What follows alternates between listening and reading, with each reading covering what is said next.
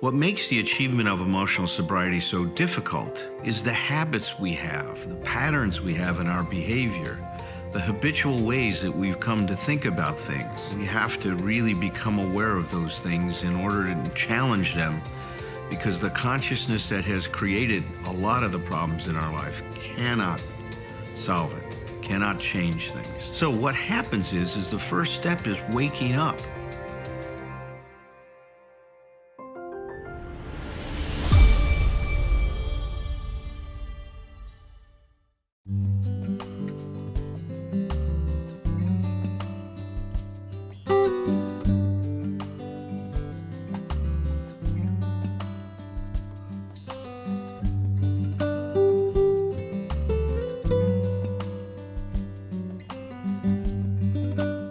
Our other Tom is going to be taking Alan's place as our primary speaker for tonight. And so he's going to start us off with, it's going to be the most amazing, the most influential, the most profound speaking you've ever heard. So that's your setup. So now you must live up to it. But hold on, I gotta take this call. It's not my pressuring you isn't working. You're emotionally sober. I'm just not paying attention. Is that the secret? That's really it. It's it's interesting because one of my main, with hindsight, one of my main coping mechanisms in my youth was to appear to be the coolest guy in the room, not the coolest, like aren't you something, but as in, what does this say? My computer's talking to me. Hold it. It says unmute myself. Y'all can hear me, right? Yes. Okay. I didn't ask if you wanted to hear me. I asked if you could hear me. But I always wanted, that I always appeared to be the most laid back person in the world. And it's like the old analogy of the duck on the water, just floating along, and underneath those little feet are just going 90 to nothing. That was me. I was the most anxious, scared person going. And I remember when I first went to college, the first day I was gone away to college, scared to death. I was away from home hundreds of miles for the first time in my life. And everybody, all these adults, all these who brought their kids, were all coming up to me, asking me directions, where to go, how to get, this thing.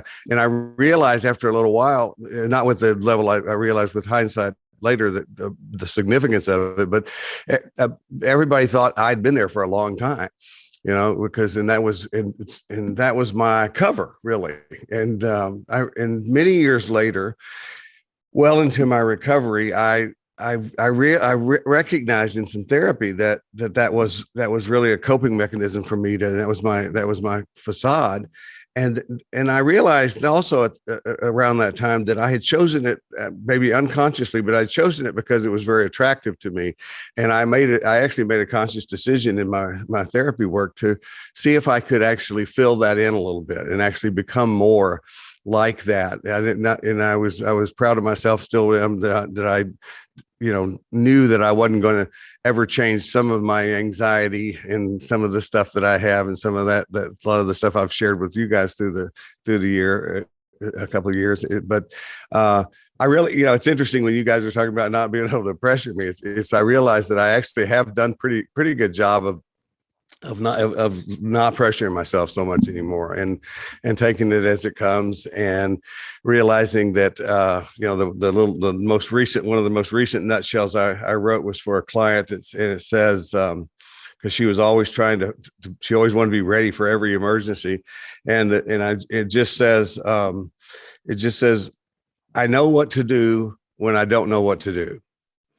And I know what to do and I don't know what to do, which is obviously what we're doing right now, which is just simply reach out. All I have to do, if I want to do that, I can just send I can send a group text to Lutz and Potash if I need help, and all of a sudden I'm not alone. I have some help, and that's such a reassuring thing. So my name's Thom. I'm an alcoholic, and I'm recovering from all kinds of shit, and I'm glad to be here. I don't anticipate I don't think Alan and I are replaceable for each other. I don't think that. I think we definitely play different positions in what we do. But I got to tell you, I will say that I'm as grateful as I can be, as most, if not all of you guys are, for Alan Berger. I will say that because he's somebody that I met many years ago, a long time ago, and you heard the story. Sometimes some of you have about how we got to start and work together. But he's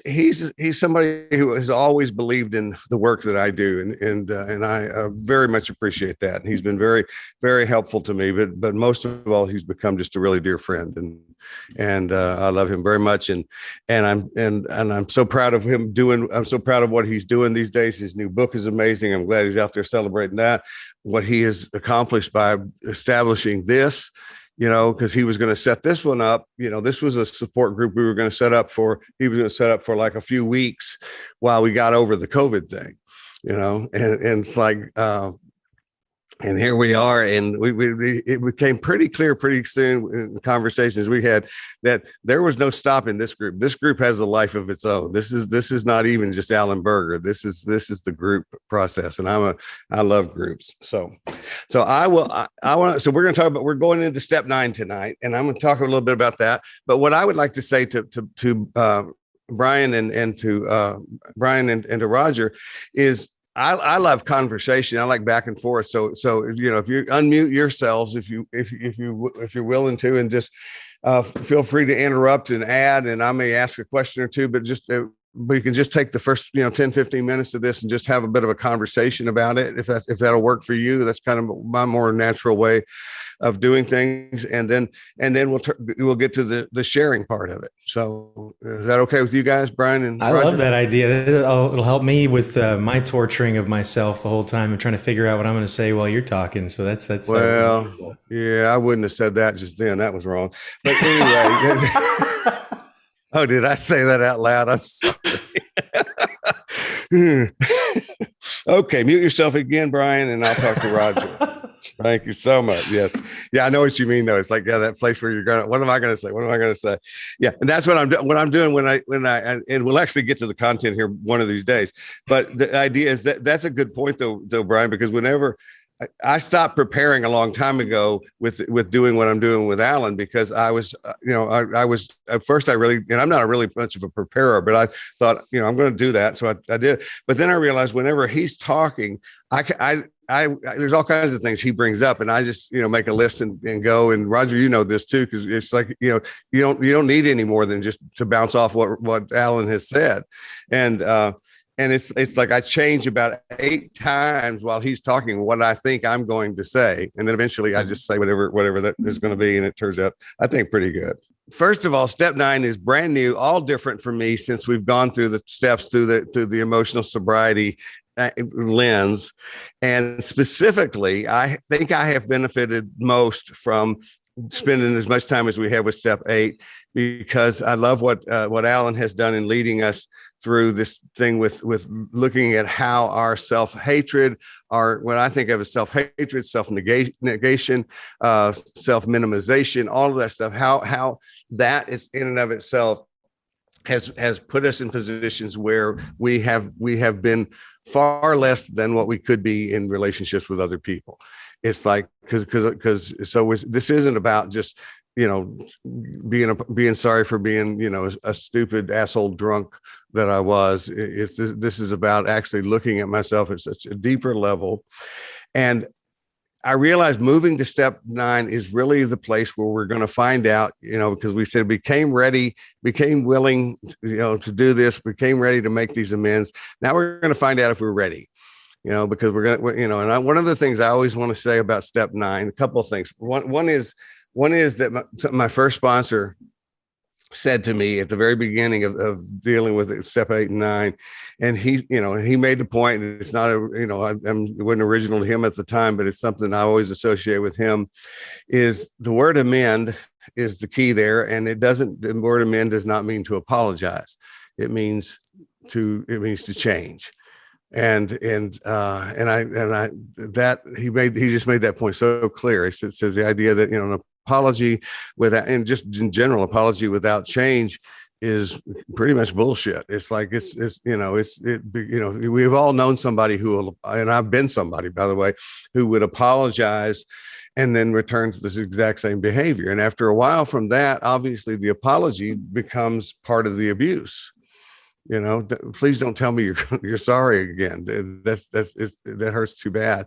So the idea is, and I think that when understanding the amends part came to a real key point for me, when about 5 years out of my first marriage, I ran into my ex-wife at the grocery store parking lot, and we literally hadn't seen each other in those 5 years, and it's like we sat in her car and we talked a little bit.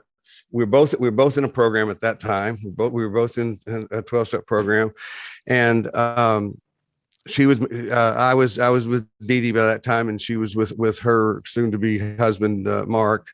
And one of the things that we talked about and really celebrated together that day was that the recipients, the beneficiaries of our amends, each of our amends, are our current spouses. That Dee Dee benefits from what I learned from that relationship with Karen, and Mark has benefited from what Karen learned in a relationship with me. And it just, I don't know if that has the same kind of impact when other people hear that, but for me, just seeing it that way and understanding that the amends part, the change part, and us is the most important part of this step. So now I said I want to have a conversation, so I'll be quiet for a second, but that's just kind of where I would want to start. What do you say, boys?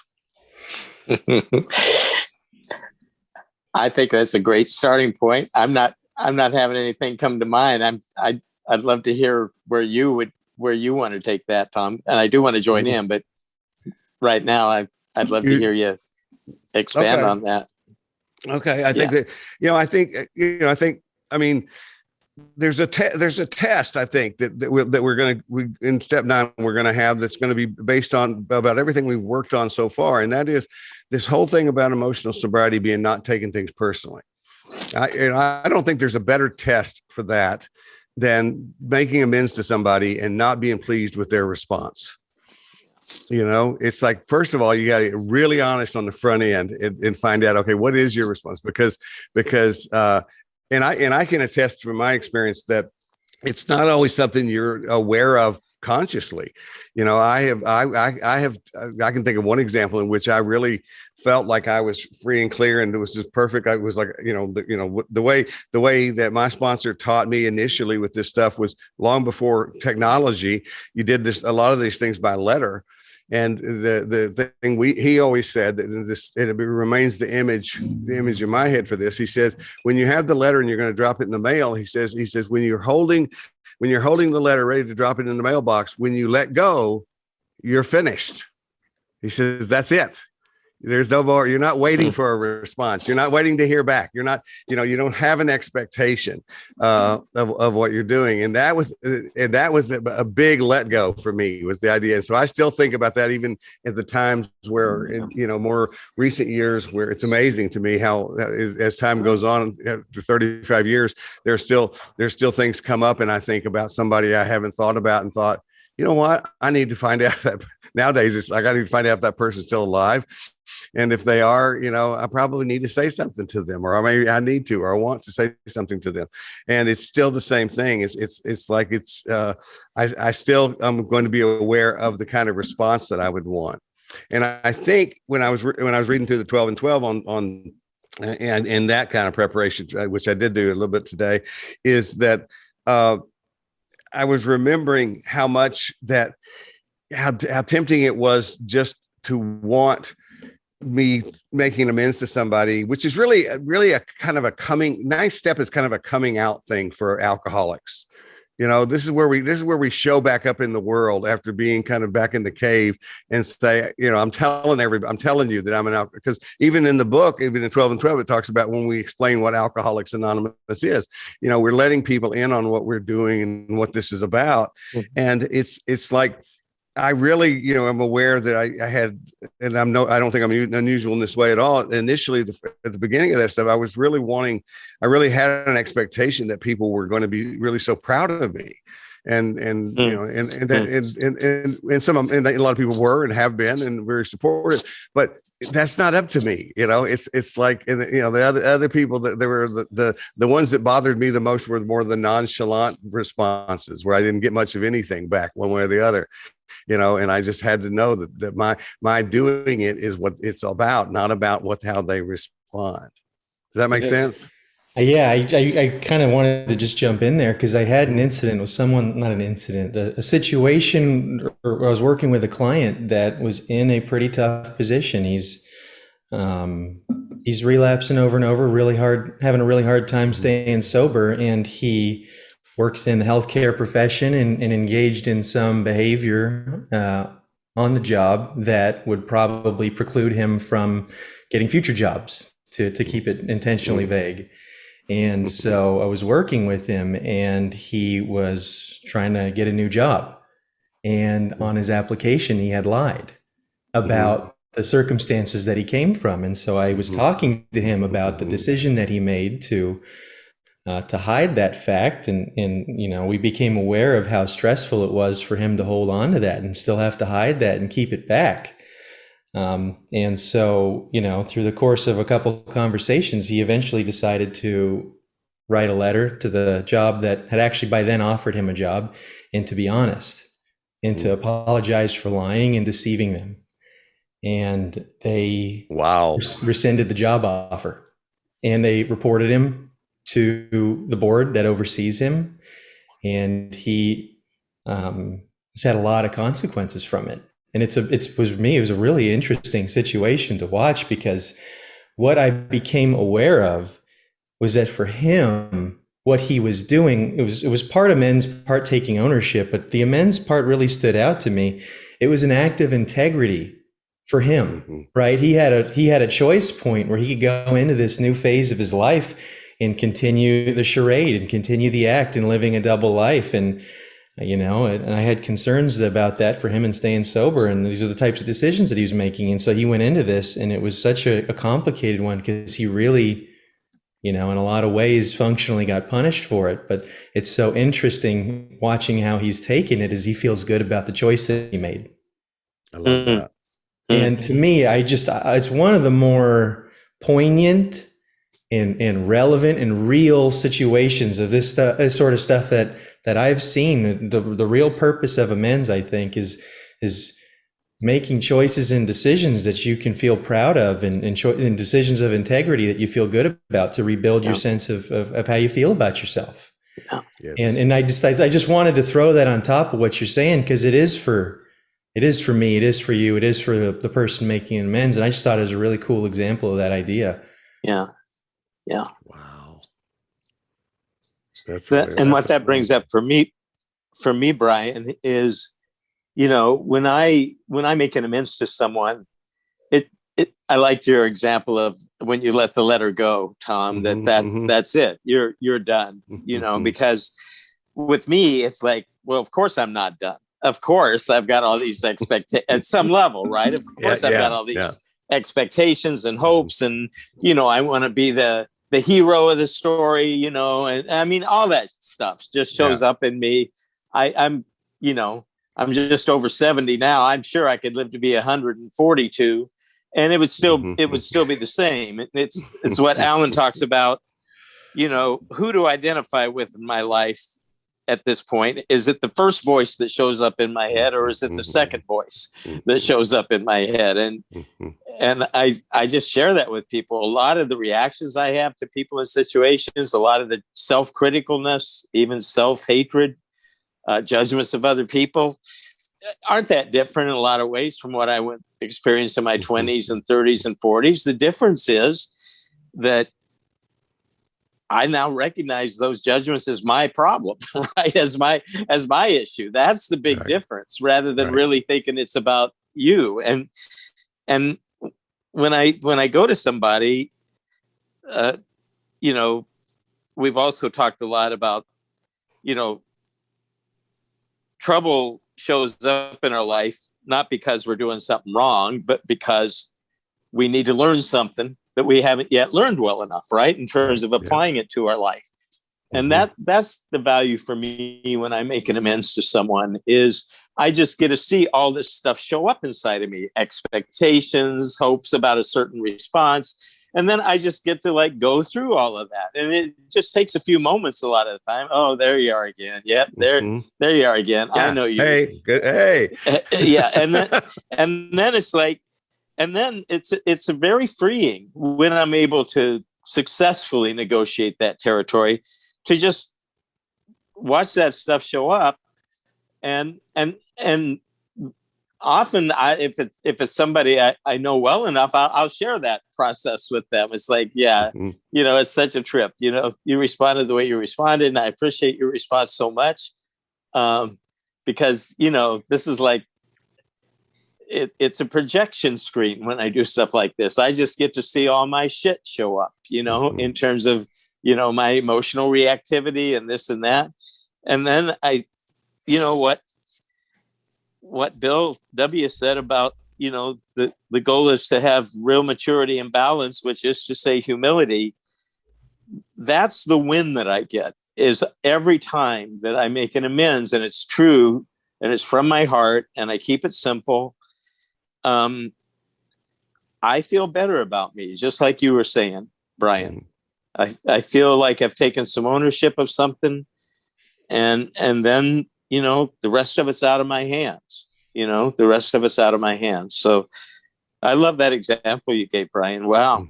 That shows real commitment to integrity on your client's part, but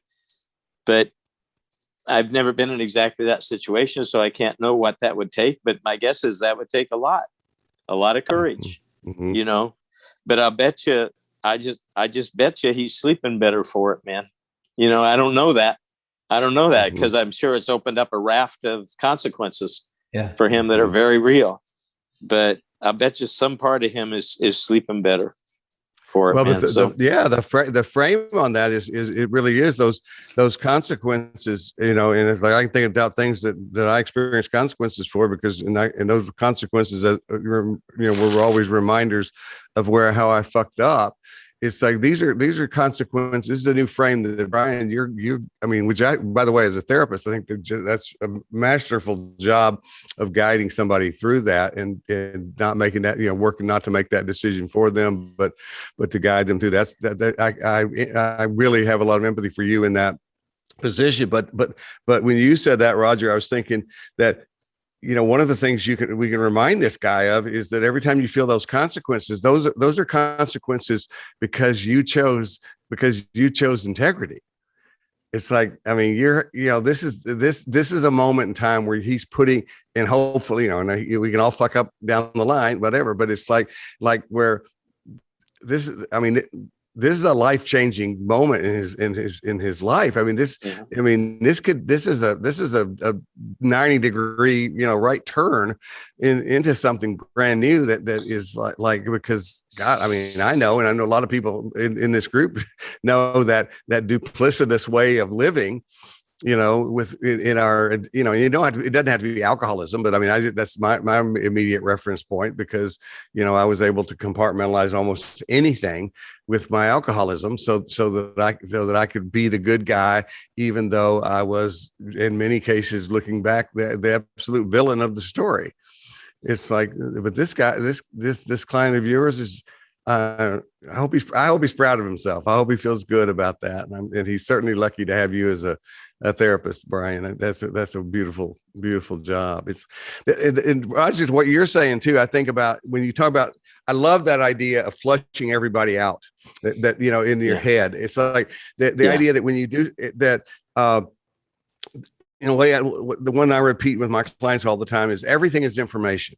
If everything's in, I use the same terminology that I've heard you use and Alan use with my clients. We're talking about, we're trying something. Let's say, let's try a little experiment. Let's try doing it this way for the next few days and see what happens. But it's like the idea there of when you make a choice, when you in this case we're sticking with 9, when you're making those amends, you're getting ready for that stuff, and the idea that all those expectations and other stuff come out. This is a great place for us to be really careful to emphasize, I think, a real major principle for emotional sobriety, and that is ethics apply to behavior, not to our thoughts or feelings.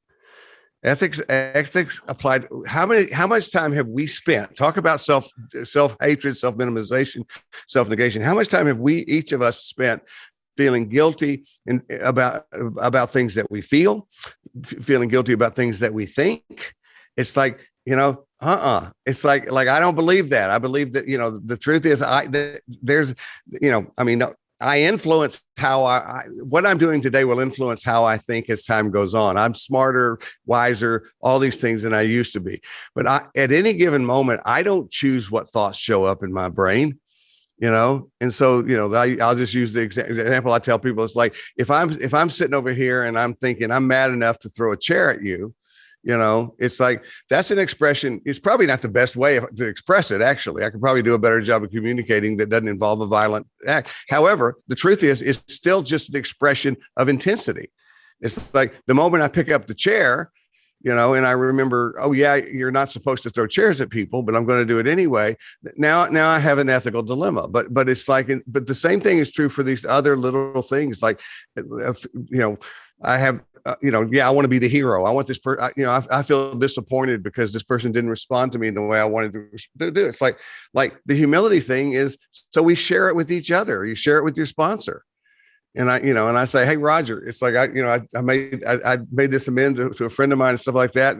And I mean, I was just depressed at how little I got back from him about that, and I'm sitting there, coming to you because I could use another voice telling me, remember, that's not why we do it. Yeah. And it may be I already have that voice, but sometimes I might even have that voice. And the reason I know to tell you or tell somebody else is because you will step in and do that for me when I can't do it for myself. And it's, I love what you're talking about, because it's talking about a really different attitude towards yourself and the different parts of you, right? Which is really in line with what we've been talking about so far here, which is not being so, we're working on allowing more space for imperfection, right? For the different parts of us and the different voices in our heads and our different motives. And instead of looking at that and being critical and judgmental towards it, allowing some space for it and just acknowledging those are just parts of who you are. They're character defaults, as we love to call them here, that are emerging and served a purpose at one point and don't quite fit anymore, but it's just part of you. And I just think, go ahead. I'm sorry. No, it's okay. What? Well, I like that because I'm going because they're not even, once we work through some of these guys who are the saboteurs, the culprits, the addiction voices, the eating disorder voices, the self-hatred voices, those kinds of things that are just, I always say that the reason we can in therapy and in recovery, we can differentiate ourselves considerably separate ourselves from those guys and leave them separate. See, this is one of the things I have a difference with Dick Schwartz's work. Sometimes it's like, I don't think you have to integrate every fucking thing. It's like, you don't have to integrate something that is not a part of your authentic self. It's like, those are all metaphors for programs that we've picked up along the way. And it's like, and most of us who have been really mean to ourselves, see this a lot in working with eating disorders, but the eating disorders don't have a corner on the market, but have been so hard on ourselves. It's like, the last thing we need is to be told to love somebody else. It's like, just, love that part of yourself. Sometimes we need somebody to be mad at. Sometimes we need somebody to be mad at other than ourselves. And so that's, so I always tell people, that, and I even say it this way, blame is a good place to visit. You just don't want to live there. So it's like, the idea is you can put something on somebody else, and those inner voices are that way. But then you get to the place where you realize there's also lots of other inner voices that are just aspects of who we are. Our person, and I like the idea that and watch me stretch back to be sure we're talking about step 9. It's the idea that I like what you were saying, Roger, is the idea that part of what we can do, part of what we can actually, I never even thought about this until this conversation. What we can do is understand that our work is not done with step. It's not just done with that, because then we start paying attention back to, I let go of the letter. And then I start paying attention to what's going on in me. What's next? Yeah. It's like that makes me smile, because that's the insight. That's like that person I don't even have to focus. I don't need to focus on how that person is going to respond, because I'm going to be busy dealing with paying attention to and learning what my responses are now, because I'm going to learn more about myself. Yeah. Yeah. The other thing I want to add, and I want to hear what our participants have to share as well, but the other thing I want to add, and I spoke to it a few meetings ago for some time, but one of the misconceptions, I think, about emotional sobriety, because so much attention is given to unhealthy emotional dependency, is that we're supposed to be so differentiated and so much our own person and so focused on personal authenticity that concern for other people doesn't really figure into the mix that much. And Alan and Thom and I and others have mentioned a number of times that that's not at all what we're talking about. We're not talking about King Baby as the prototypical emotionally sober, right, human being. But but the beautiful thing for me about step 9 is now we get to an actual concern for the impact of our behavior on other people. Right. Yes. And actually focusing on the harm that we have done, at least our idea of the harm that we've done. That's just our idea about it. Right. It may turn out to be a lot worse than we thought, or it might turn out that we were kind of grandiose in our power and it wasn't nearly as damaging as we thought. But that's how we find out. But what I love about step 9 is we're not saying that all emotional dependency is bad. We're not saying that all of us don't go through times where we are depending on other people and needing other people. Not saying that that's a bad thing. It's just when it's excessive. It's when it's, unhealthy, that's when it does all this damage that Bill W. went into such detail about and that we've spent so much time talking about. So I just wanted to sound that theme that, that it's about balance, right? Between concern for being our authentic self and having our integrity and heartfelt concern for others and the impact of our behavior on them. And to me, whether I'm apologizing for those unusual suspects that Alan, went into so much detail about the last 2 to 3 weeks, or the usual suspects just for deception or, very hurtful behavior. I've said things or done things. It still brings home the importance of relatedness, right? Of relationship to me in my life. So I just wanted to sound that theme too about step 8 and step 9. It's about balance, right? Amen. Between self and other. So, okay. Thanks for that. That's great. So I think as we go to share pretty soon, Brian, anything else you want to say before we go to share? No, I think that's a great place to stop for the night. Okay, good. Yeah. All right. Thanks, guys, for kicking us off here tonight. Great conversation. One couple things which I picked up on. Tommy talked about letting go of the other person after the amends, and it kind of and then what's next. It reminded me of with some of resentments that I could replace the names. Right. And the behavior is still there. Same thing with once I make the amends, what's next is the behavior or the thought process still sticking, and showing up with other people and repeating itself.